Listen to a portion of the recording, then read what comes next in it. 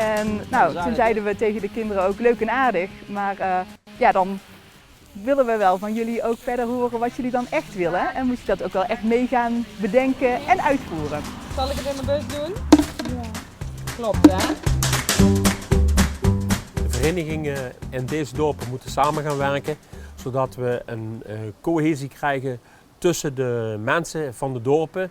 Niet alleen in de verenigingen, maar ook buiten de verenigingen. Ja, het idee is dat we op één dag meerdere huiskamers aan elkaar gaan verbinden. Dat we een soort festivalroute, een looproute creëren. En in een intieme setting mensen bij elkaar laten komen om korte films te kijken, 10, 15 minuten. En op die manier leren we elkaar wel veel beter kennen. Ik heb vaardigheden mogen ervaren, en vooral in de praktijk. Ik heb mezelf eigenlijk wel heel mooi mogen ontplooien.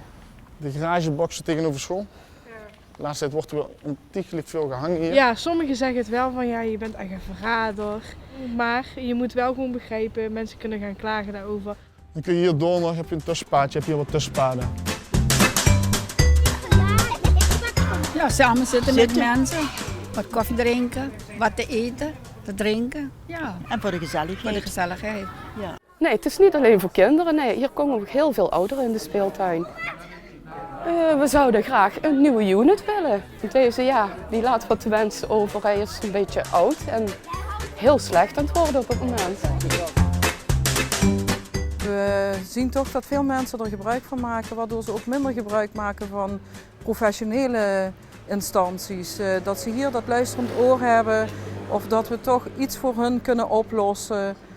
Ik ben hier ook naartoe gekomen om de eenzaamheid. En nadat ben ik een hele vrolijke persoon geworden.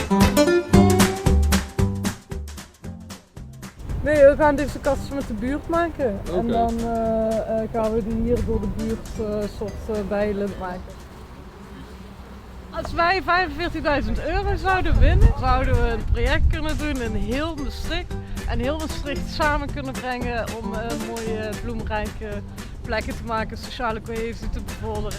En dus €45.000 komt ook wel op.